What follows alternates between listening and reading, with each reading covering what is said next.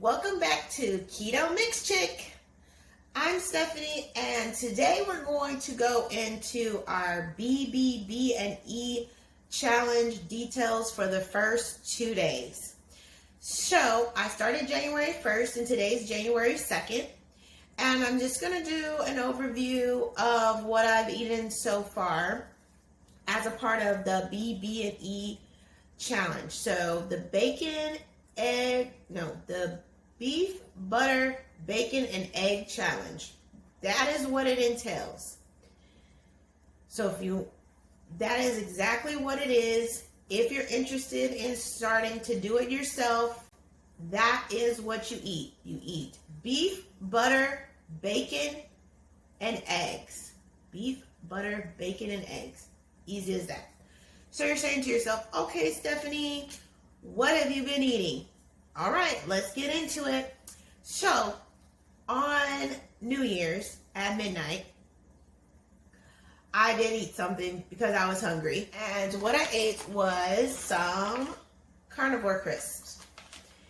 And these are the pork loin ones. I consider them similar to bacon somewhat. Pork is not one of the meats that you eat on the challenge.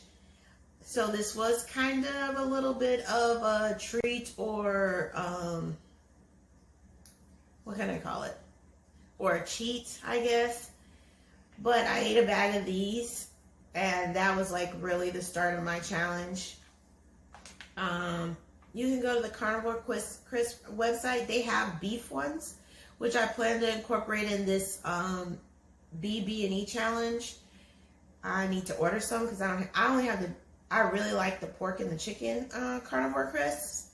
So those are the ones that I have in my fridge. So I need to get some of the beef ones for this challenge. And that's really quick and easy.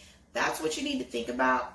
When you're doing a challenge, you need to get yourself supplies and have snacks and have things that you want to eat available to you so that you can stay on track. Because if you have, the number one thing I always say, if you fail to plan, you plan to fail. I mean, if you fail to plan, you plan to fail.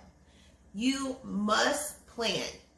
Okay? You cannot start the BB&E challenge with no beef, no bacon, and no butter in your fridge. You can't do that. You have to have those things, and you have to have a plan. So tomorrow, which is the 3rd, is going to be my first day back at work. So I'm already doing some prepping. I've boiled a big old thing of eggs, and I'm going to figure out what I'm going to have for lunch. So on the BB&E challenge, what Dr. Berry says is he says that you need to limit the hours that you eat. He says to do 6 and 18.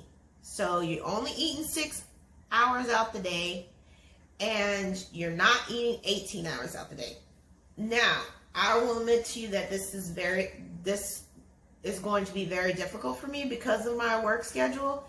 I would like to be able to eat, and he says to reduce it to 2 meals, and I'm used to eating 3. But he also says eat until you feel full. Like, what does he say? Like, satisfied, kind of stuffed, but not overly stuffed, not sick stuff, but eat until you're full. So it's going to be a challenge for me because I work a lot of hours, and I want to make it so I'm having 1 meal at work and I'm having my last meal at home. But sometimes I get off at 4 and sometimes I get off at 8. So it messes with me a bit.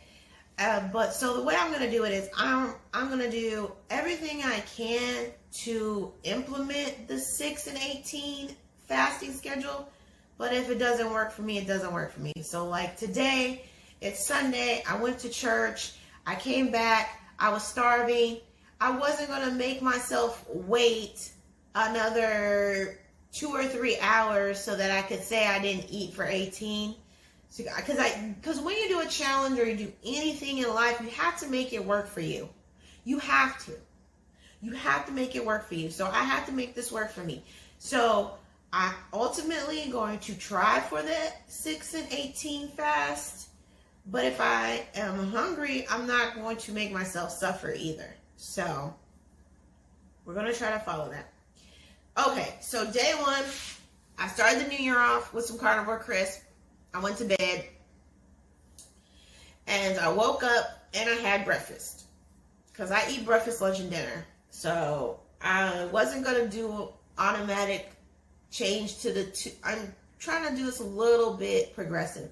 So I didn't automatically go to the 2 meals a day that Dr. Berry suggests. I kept it at my 3 meals because when you're starting out something new, you don't want to put yourself in shock. You don't want to overtask yourself to the point where you quit it because you feel like, well, if I can't do it, the entire thing exactly the way she says or he says, I'm not going to do it. No, you make it work for you and you take it one day at a time. So day one, midnight, had the carnivore crisp, went to bed, woke up, had 3 scrambled eggs and butter with an egg coffee. And if you don't know about egg coffee, the 2 Crazy Ketos do it, and Nisha has done a video on it, and I may do one in the future, but it's where you take a raw egg and you whip it really well and you add the coffee to it. And so I call it egg coffee. So I made myself 3 scrambled eggs. I'm going to put pictures right here of my milk for breakfast.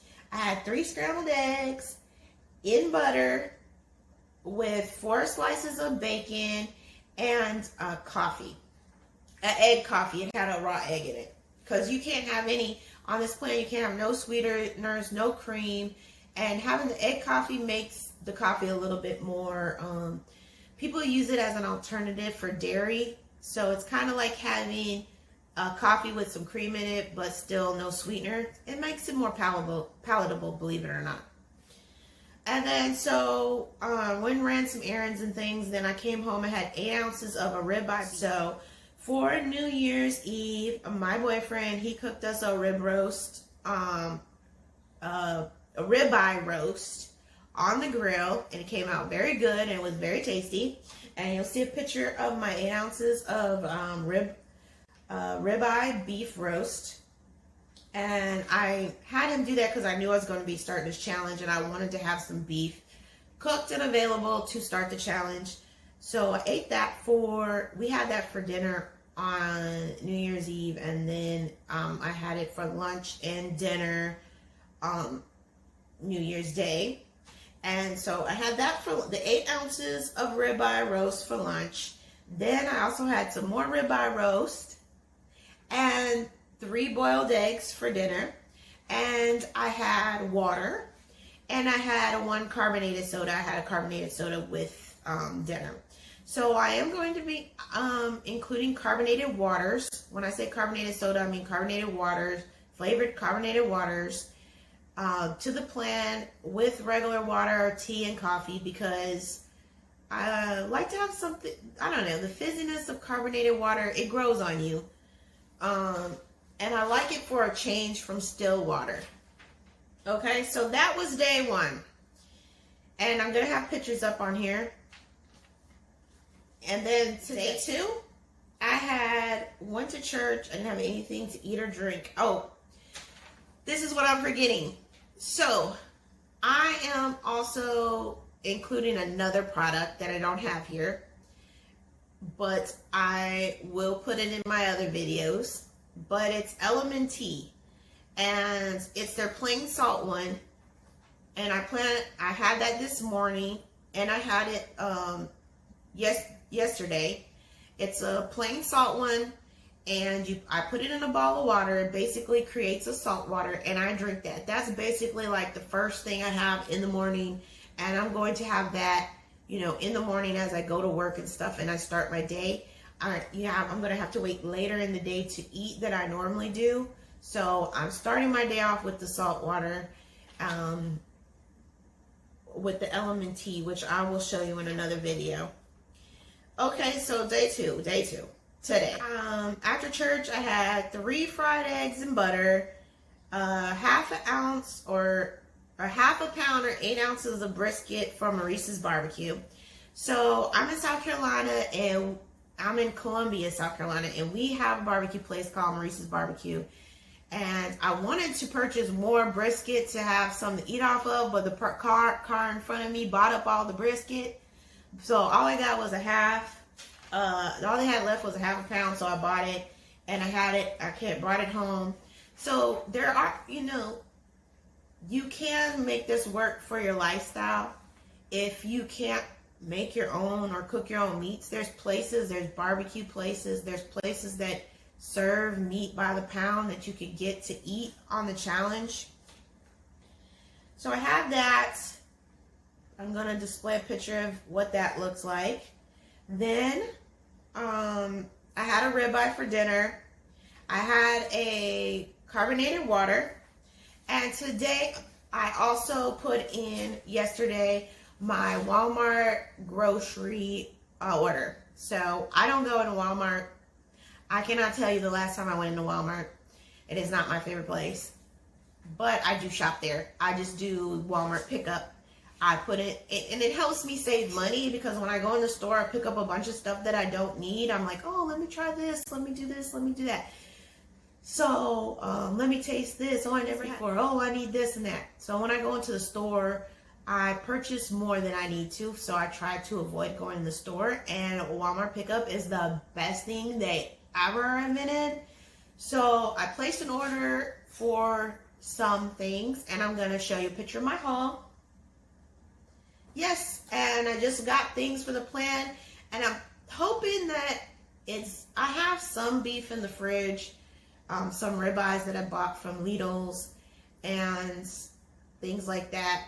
I'm hoping I can get the haul to last me 2 weeks, but I'm thinking it's really only going to be 1 week. And I usually just go do my shopping every 2 weeks, because that's how I get paid. So let me think.